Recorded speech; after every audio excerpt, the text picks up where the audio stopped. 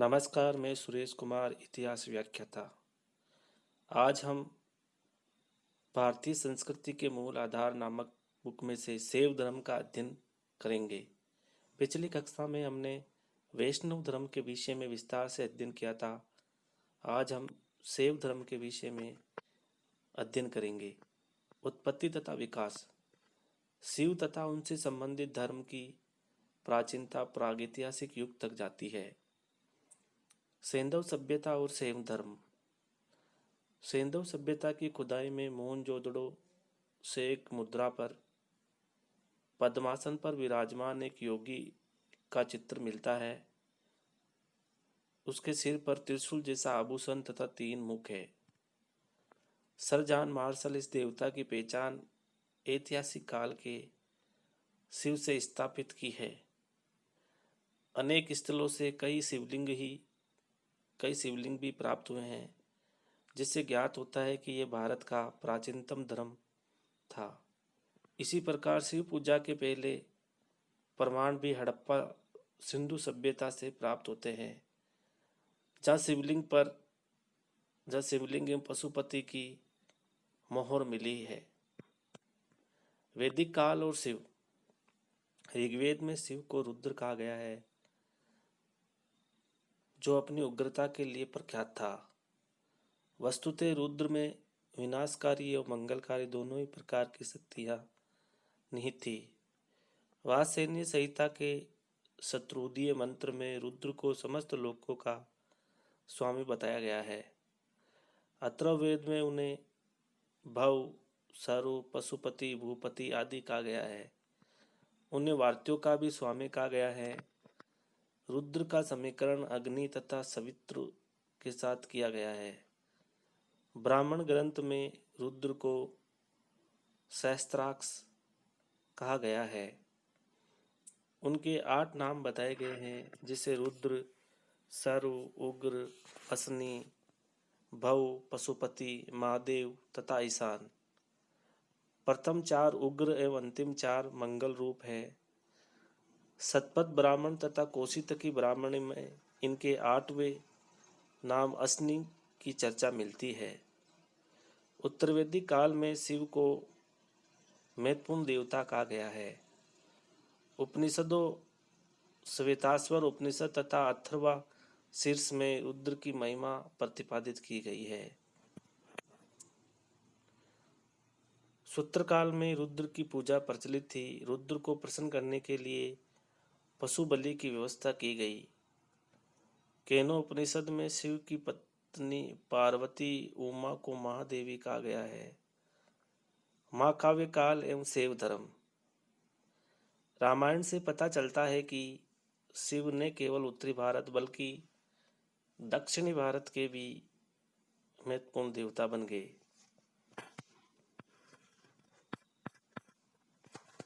महाभारत में शिव की प्रतिष्ठा का व्यापक विवेचन है।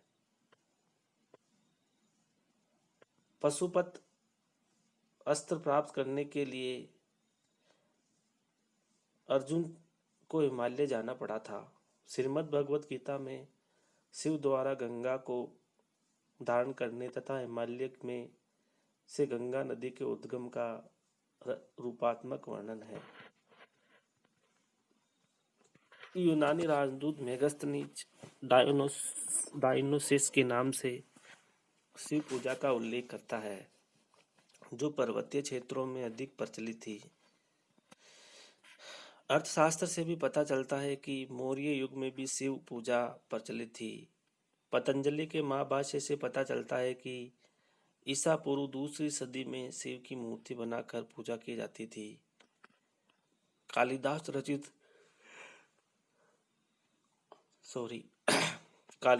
रचित कुमार संभव में शिव के चरित्र, महिमा और गुणों का वर्णन किया है।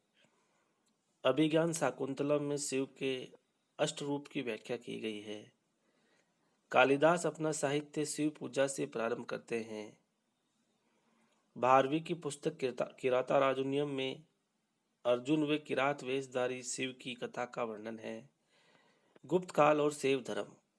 उदयगिरी गुहा लेख से पता चलता है कि चंद्रगुप्त द्वितीय का प्रधानमंत्री वीरसेन सेव था तथा उसने उदयगिरी पहाड़ी पर एक सेव गुफा का निर्माण करवाया गया। कुमारगुप्त प्रथम के काल में करमदंडा तथा खोह में शिवलिंगों की स्थापना की गई। गुप्त काल में भूमरा में शिव तथा नचना कुठार में पार्वती के मंदिरों का निर्माण करवाया गया था। कालिदास शिव के अनन्य उपासक थे। समुद्रगुप्त की प्रयाग प्रशस्ति में गंगा अवतरण की कथा की चर्चा की गई है तथा शिव को पशुपति कहा गया है। वर्धन काल और शैव धर्म। वर्धन काल में शैव धर्म का समाज में काफी प्रचार था। बाण भट्ट और वंशांग दोनों ही इसका उल्लेख करते हैं। हर चरित्र में कहा गया है कि थानेश्वर नगर के प्रत्येक घर में भगवान शिव की पूजा होती थी। ग्रह ग्रह अपूज्यत भगवान खंड रहे। वंशांग लिखता है कि वाराणसी शैव धर्म का प्रमुख केंद्र था, जहाँ उनके 100 मंदिर थे। यहाँ शिव के 10,000 भक्त निवास करते थे। उज्जैन का महाकाल मंदिर भी पूरे देश में प्रसिद्ध था। हर्ष के समकालीन शासक शशांक गौड़ एवं भास्कर वर्मा कामरूप भी शैव मतानुयायी थे। शशांक तो कट्टर शैव था। राजपूत काल 700 से 1200 ईस्वी में शैव संप्रदाय। चंदेल युग में खजुराहो का सुप्रसिद्ध कंदरिया महादेव मंदिर निर्मित हुआ।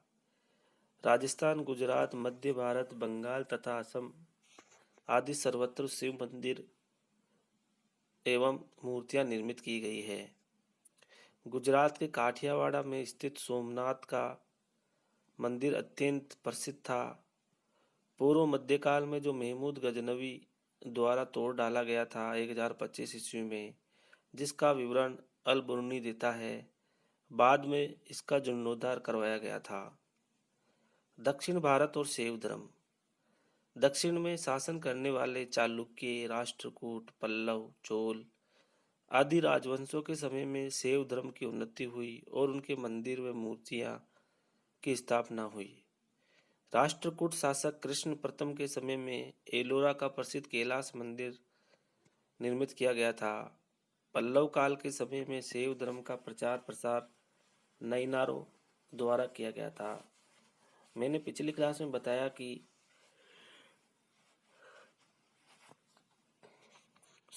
भगवान विष्णु के जो संत थे वो आलवार कहलाते थे, क्योंकि भगवान विष्णु को आल का हलवा पसंद है, ऐसे याद कर लीजिए। और नैनार यानी कि शिव के अनुयायी थे, क्योंकि शंकर भगवान के तीसरा नयन है, इसलिए वो नैनार कहलाए।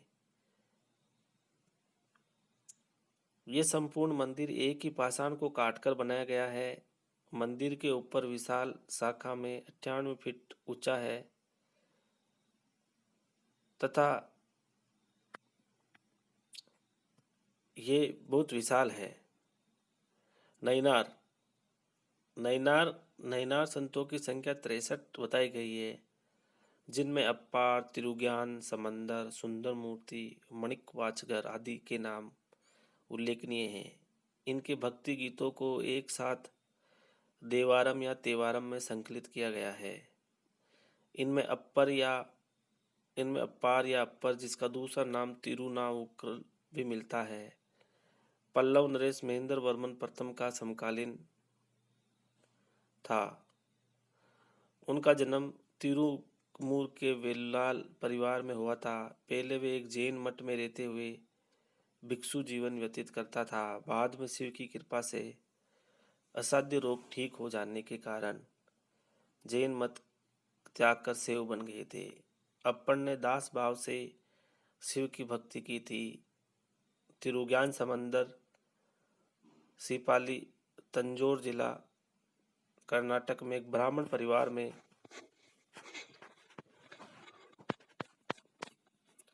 उत्पन्न हुआ था। ये सबसे पवित्र नैनार संत माने गए हैं, जिन्होंने कई बौद्धों को शास्त्रार्थ में पराजित किया था। पांड्य देश की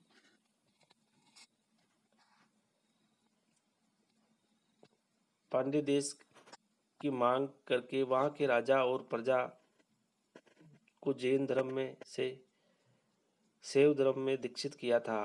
सुंदर मूर्ति का पल्लव सुंदर मूर्ति का पालन पोषण नरसिंह मुत मधुकरे ने नामक सेनापति ने किया था। इन्होंने एक सहस्त्र यानी 1 लाख भक्ति गीत लिखे थे। सुंदर मूर्ति को ईश्वर मिश्र की उपाधि से संबोधित किया जाता है। ईश्वर मिश्र तंबीरा तोलन यानी मणिक वाचगर मदुरा के समीप जन्म हुआ था। इन्होंने प्रेम भक्ति गीत लिखे जो कि तिरुवालगम के में संग्रहित है। इन्होंने लंका के बौद्ध विद्वानों को चिदंबरम में परास्त करके ख्याति प्राप्त की थी।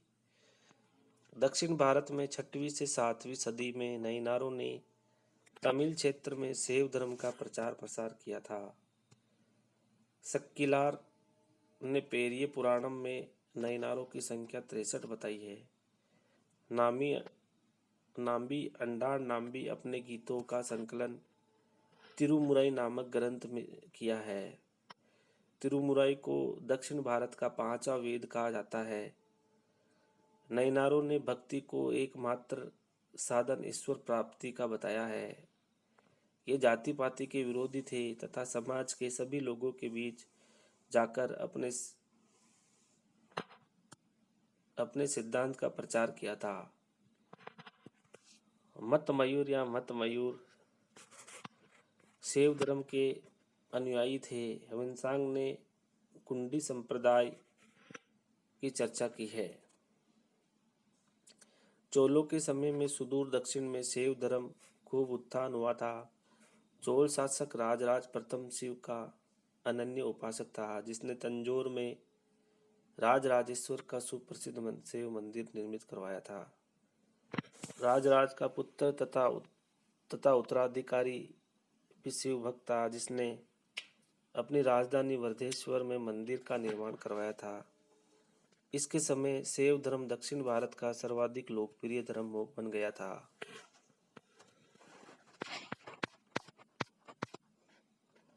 यहाँ चोल शासक कुलोत्तुंग प्रथम 1070 से 1120 ईस्वी का काल शैव धर्म की उन्नति के लिए उल्लेखनीय है। वे कट्टर शैव था, जिसके विषय में कहा गया है कि शिव के प्रति अतिशय श्रद्धा के कारण उसने चिदंबरम मंदिर में स्थापित विष्णु की प्रतिमा को उखाड़कर समुद्र में फेंकवा दिया था। इस घटना से क्षुब्ध होकर वैष्णव आचार्य रामानुज को कुछ काल के लिए चोल राज्य छोड़ना पड़ा था। इसने रामानुज व उसके शिष्यों को उत्पादित किया था। इस वंश के अधिकांश राजाओं ने शैव मंदिर, शिवलिंग व मूर्ति निर्माण में गहरी रुचि ली थी। चोलों का शासनकाल अपनी मूर्तियों चोलों के शासनकाल में अनेक मूर्तियां विख्यात है। तमिलनाडु के तंजौर अभिलेख में अनेक कांसे की मूर्तियां के समूहों का उल्लेख मिलता है।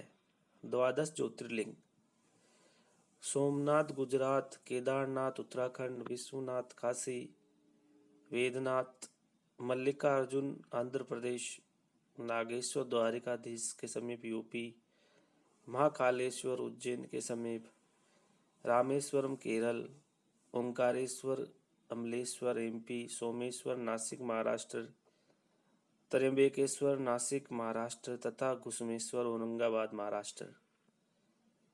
मुद्रा साक्ष्य नारायण शक शासक मोगा की मुद्राओं पर त्रिशूलधारी शिव अंकित है। पहलव नरेश गोंडो फर्नीज के कुछ सिक्कों पर त्रिशूल और जटाधारी शिव का चित्र उत्कीर्ण है। कुषाण शासक होविस की मुद्राओं पर शिवलिंग अंकित है। गुप्त काल के स्कंदगुप्त के बेल प्रकार के सिक्के उसकी शैव धर्म में आस्था के प्रतीक है। कुमारगुप्त के सिक्के पर स्कंद कार्तिकेय की आकृति है। कुषाण शासकों के सिक्कों पर जब भी शिव को दिखाया गया है, अपनी पत्नी के साथ दिखाया गया है। विम कडिसेस ने अपने को महेश्वर कहा है। किसी भी इंडो ग्रीक शासक के सिक्के पर शिव की आकृति नहीं मिली है। हुविस के सिक्कों पर बुद्ध, शिव, विष्णु, महासेन, विशाख, उमा आदि का अलंकरण है।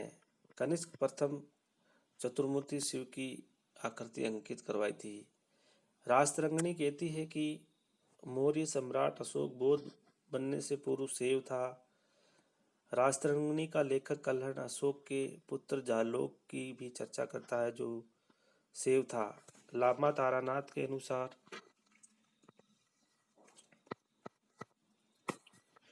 अश्वघोष बौद्ध बनने से पूर्व शिव था।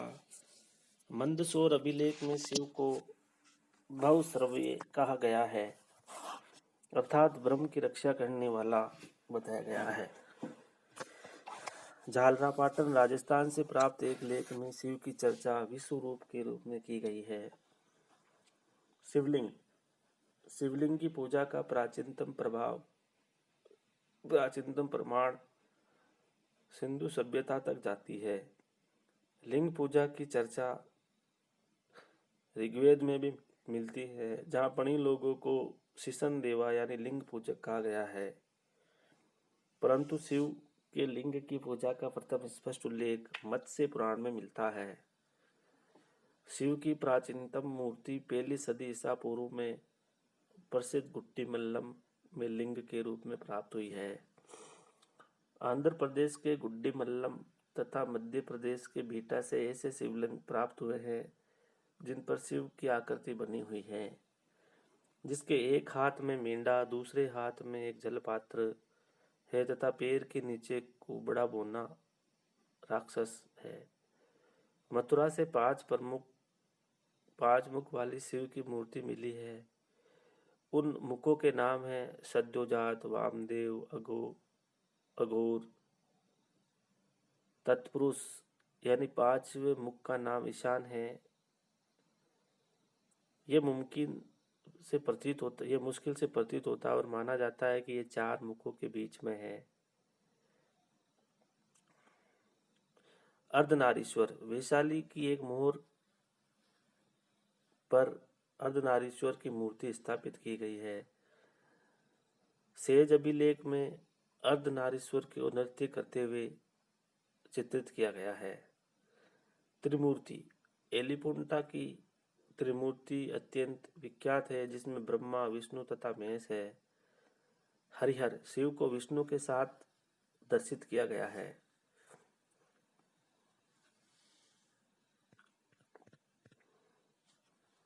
पाणिनि ने अपने ग्रंथ अष्टाध्यायी में शैव भागवत की चर्चा की है। मेगस्थनीज ने लिखा है कि सूरसेन मथुरा के निवासी डायोनिसियस शिव की पूजा करते हैं। ईसा पूर्व दूसरी सदी में पतंजलि के शैव भक्त को ऐसस यानी शूलिका कहा है। शैव भागवत दंडीजन कहलाते थे। शिल्पादिक्रम में सेन गुट्टवन द्वारा मंदिर में शिव और विष्णु की पूजा का उल्लेख है। मणिमेखले ग्रंथ में शिव की विशेषता बतलाई गई है। सातवाहन और योद्धाओं के अभिलेखों में स्कंद की पूजा का उल्लेख है। कलचूरी अभिलेख में शिव को परम ब्रह्म, देवों का देव और जगत गुरु कहा गया है। भेड़ाघाट अभिलेख में शिव को कल्याणी धाम कहते हुए भाल पर शशि को धारण करने वाला कहा गया है।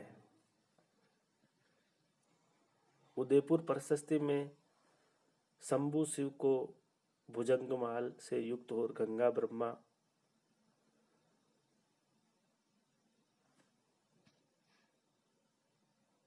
गंगा सिक्त अभिव्यक्त किया गया है। खजुराहो के कंदरिया महादेव का मंदिर स्थापत्य कला का अद्भुत नमूना है। कलचूरी शासक रत्नदेव तृतीय के मंत्री ने 1181 ईस्वी में भगवान शिव का दक्षिण दिशा में एक मठ का निर्माण करवाया था। सोमेश्वर के उदयपुर अभिलेख में वर्णित है कि कापालिकों यानी शैव संप्रदाय की एक शाखा के निवास के लिए मठों का निर्माण हुआ था। सातवाहन लेखों में शिवपालित शिवदत्त शिवदत्त कुमार आदि नाम मिलते हैं, जिनसे शिव तथा स्कंद की पूजा की सूचना मिलती है। इसी प्रकार विष्णुपाली जैसे नामों से विष्णु की पूजा का संकेत मिलता है। कुषाणों से पूर्व योद्धे लोग उत्तरी राजपूताना तथा दक्षिण पश्चिमी पंजाब में निवास करते थे। पाणिनि ने इन्हें आयुध जीवी संघ कहा है। इनके प्रारंभिक सिक्कों पर औधेयन तथा बाद के सिक्कों पर औधेयन गणस्य जय उत्कीर्ण है। इनके सिक्कों पर कार्तिकेय का अंकन मिलता है। ये लोग भी कार्तिकेय के उपासक थे। इस प्रकार हमने शैव धर्म के संबंध में विभिन्न कालों में, जैसे प्रागैतिहासिक काल से लेकर गुप्त मौर्य तक, इनके विविध रूपों के विषय में विस्तार से अध्ययन किया है। नेक्स्ट क्लास में शिव के जितने भी प्रतीक हैं, अलग अलग क्षेत्रों में शैव धर्म से संबंधित जो भी संप्रदाय है, उसके विषय में विस्तार से अध्ययन करेंगे। धन्यवाद।